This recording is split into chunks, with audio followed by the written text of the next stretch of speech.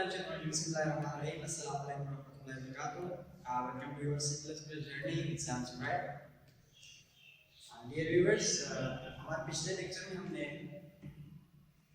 Expression evaluation के ऊपर बात की, फिर अरिथमेटिक ऑपरेटर्स के ऊपर बात की हमने, और उनमें से जो दो इम्पोर्टेंट अरिथमेटिक ऑपरेटर्स थे, एक असाइनमेंट ऑपरेटर और दूसरा जो अरिथमेटिक ऑपरेटर्स में से असाइनमेंट जो डिफरेंट अरिथमेटिक ऑपरेटर्स के बारे में हमने बात की, प्लस माइनस डिवाइड और मॉड मल्टीप्लाई वगैरह, और उसके साथ साथ हमने बाइनरी ऑपरेटर असाइनमेंट ऑपरेटर जिसे हम कहते हैं इक्वल टू का साइन जो लगाते हैं, हमने उसके बारे में बात की। आज जो हमारा लेक्चर होगा, हमने हमारे जो पिछले जितने भी लेक्चर्स गुजरे हैं उन सब का हम एक क्रक्स आपके सामने पेश करेंगे।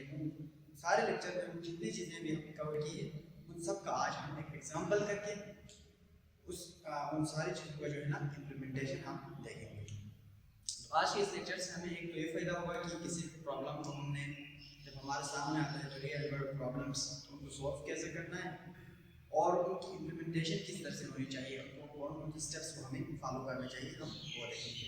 तो हमारा प्रॉब्लम स्टेटमेंट ये है कि हमने करना चाहिए, हमारे आज के लेक्चर में हमने ये करना है कि हमारे पास एक सब्जेक्ट्स है, लेट्स से उनका हमने टोटल मार्क्स जो हमने एग्जाम में ली है और साथ साथ में उनका जो है ना एवरेज मार्क्स हमने फाइंड करना है। किसी ने आपको सवाल दिया कि मेरे पास 3 सब्जेक्ट हैं, उनका जो एग्जाम में आए हुए टोटल मार्क्स को निकालना है, 10 मार्क्स होते हैं, तो साथ साथ में उसका एवरेज निकालना है। तो सबसे पहले देखना है कि प्रॉब्लम क्या है, किस चीज़ को हमने सॉल्व करना है, हमें करना क्या है। तो प्रॉब्लम हमने डिफाइन कर ली कि हमारे पास 3 सब्जेक्ट्स हैं, 3 में डिफरेंट मार्क्स आए होंगे और उन जो मार्क्स आए हुए होंगे 3 डिफरेंट सब्जेक्ट्स थे, उनका हमने एवरेज और टोटल फाइंड करना है। तो जब हमने स्टेटमेंट क्लियर कर दी, उसके बाद हम जो जो चीज़ें रिक्वायर्ड है इस प्रॉब्लम को सॉल्व करने के लिए उनको हम गैदर करते हैं, ठीक है ना। तो सबसे पहली बात, हमें किसी भी चीज़ को सम करने के लिए हमें क्या किस चीज़ को करना है, सबसे पहले तो हमें उन सारी चीज़ का क्या होगा, टोटल हमें रिक्वायर्ड होगा, उसको करने के लिए हम क्या करेंगे, प्लस, ठीक है ना। मेरे पास 3 सब्जेक्ट्स थे तो मैंने इन चीज़ों को मैंने प्लस कर दिया, तो मेरे पास क्या आया, सम आया। प्रॉब्लम का आधा पार्ट हमारा क्या हुआ, सॉल्व हो गया, ठीक है। अब सेकंड थिंग उसमें कहा हमें एवरेज निकालना। एवरेज निकालने के लिए हम क्या करेंगे, हमें वो फार्मूला याद होना चाहिए। क्या हमने C++ के लेक्चर्स के अंदर पढ़ी है, क्या उस फार्मूले को हमने देखा है कि नहीं। तो हम दूसरे सब्जेक्ट्स की तरफ हम शुरू करेंगे कि हमने हमारे जो दूसरे सब्जेक्ट से मैथ हो गया और अदर सब्जेक्ट से मैथ से रिलेटेड, क्या उनमें हमने कहीं पढ़ा है एवरेज के बारे में। बिल्कुल, हमें एवरेज के बारे में फार्मूला हमें पता है। कोई भी चीज़ आप ऑर्डर करें तो सबसे पहले एवरेज निकालने के लिए क्या आएगा, एवरेज इक्वल टू आपको जितने भी नंबर ऑफ एंटिटीज हैं उन सब का सम, ठीक है ना, डिवाइड बाय जितने नंबर ऑफ एंटिटीज हैं उससे हमने डिवाइड करना है, ठीक है। तो सबसे पहले हमारे पास आज 3 डिफरेंट एंटिटीज थे, उनका हमने सम कर दिया पहले। तो हमारे पास नंबर ऑफ एंटिटीज कितने हैं, 3। तो हमने क्या किया, 3, या हमारे केस में हमें 3 था, क्या हो सकता है, कुछ भी हो सकता है, 2 हो सकते हैं, 3 हो सकते हैं, 4 हो सकते हैं, 5 हो सकते हैं, 6 हो सकते हैं, ठीक है। तो हमने क्या किया, एवरेज का फार्मूला में हमें पता चल गया कि कैसे निकालना है, और सम करके हमें पता चल गया कि इसको हमने कैसे निकालना है। तो प्रॉब्लम का पहला जो पार्ट है, फर्स्ट स्टेप है हमारा, सॉल्व हो गया। जब भी बस प्रॉब्लम आया तो मैंने देखा, स्टेटमेंट पढ़ी, उसके बाद मुझे ये 2 चीज़ें समझ आई कि वैल्यूज में करना चाहिए कि इनका सम निकालें, सम निकालने के लिए मैंने सबको प्लस कर दिया। और दूसरी बात यह है, मैंने एवरेज निकाल दिया, उनको सम करके डिवाइड बाय n, यानी जितने नंबर ऑफ बिट्स थे उनको हमने उनसे डिवाइड कर दिया, ठीक है। तो C++ की इम्प्लीमेंटेशन जो अंदर जो इम्प्लीमेंटेशन है इसका देखेंगे, और जो इम्प्लीमेंटेशन सिस्टम के ऊपर देखेंगे, अभी हम सिर्फ कांसेप्ट को समझिए। तो मुझे यही समझ आया कि मैंने मेन लिखा इधर, ठीक है। तो मैंने 3 सब्जेक्ट्स का जो भी मार्क्स हो उसको मैंने क्या करना है, सम करना है, एवरेज निकाल के स्क्रीन को प्रिंट आउट करना है। मैंने सी आउट कर दिया। सम के में क्या करूँगा, फर्स्ट सब्जेक्ट सपोज मैं मार्क्स लिख देता हूँ, इधर में 50 मार्क्स आए, सेकंड सब्जेक्ट 20 आए, थर्ड सब्जेक्ट में 30 आए।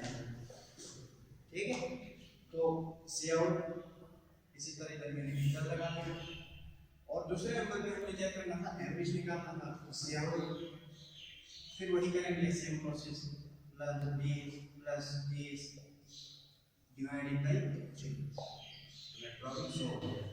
ठीक है, अब हमारे मतलब फिर प्रॉब्लम को सॉल्व करने में हमको हर डायमेंशन से हमने देखना है क्या ये एफिशिएंट प्रॉब्लम है, क्या ये एफिशिएंटली सॉल्व हुआ है कि नहीं। ठीक है, अभी इस केस में अगर हम देखना चाहें तो जैसा मैंने बताया हमारे पास 3 सब्जेक्ट्स है, उनके डिफरेंट मार्क्स आए हैं, उनका सम निकालना है और एवरेज निकालना है, तो हमने ऐसे इक्वेशन लगा के निकाल दिया 5 से सम। लेकिन जब हम दूसरे एंगल से हम देखते हैं तो क्या हर वक्त जो 3 सब्जेक्ट्स के मार्क्स आते हैं क्या वो सेम रहेगा, क्या वो हर वक्त कांस्टेंट रहेगा? नहीं, वो डिफरेंट जगहों पे डिफरेंट होगा। और जो आप प्रोग्राम के लिए क्या है सिर्फ एक यूजर के लिए लिखते हैं, जब आप प्रैक्टिकल लाइफ में इंटर होंगे तो डिफरेंट जब आप प्रोग्राम लिखते हैं या जितने सॉफ्टवेयर का जो इनिशियल स्टेप है तो क्या वो एक बंदे इस्तेमाल करते हैं? ठीक है, नहीं, उसके डिफरेंट बंदे इस्तेमाल करते हैं, उसके डिफरेंट यूजर्स होते हैं और डिफरेंट डोमेन में आप उसका इस्तेमाल करते हैं।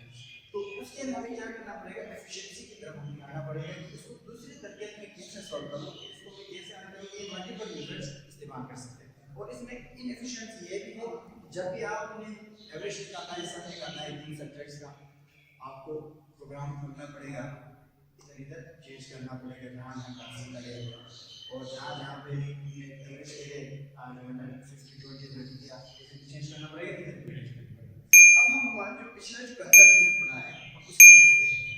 क्या हमने कहीं पे कोई ऐसी चीज देखी है कि जो मुझे ये फैसिलिटी दे दे कि मैं हर जगह पे चेंज करने के बजाय क्या करें, सिर्फ एक जगह पे चेंज करने से वो दूसरी जगह पे हो जाए। ठीक है, तो हमारे केस में हम देखते हैं तो हमें जब भी चेंज करना होता है तो प्रोग्राम खोलना पड़ता है। इस इधर एक चेंज किया इस लाइन में और वही 50 को मैंने दूसरे लाइन पे चेंज।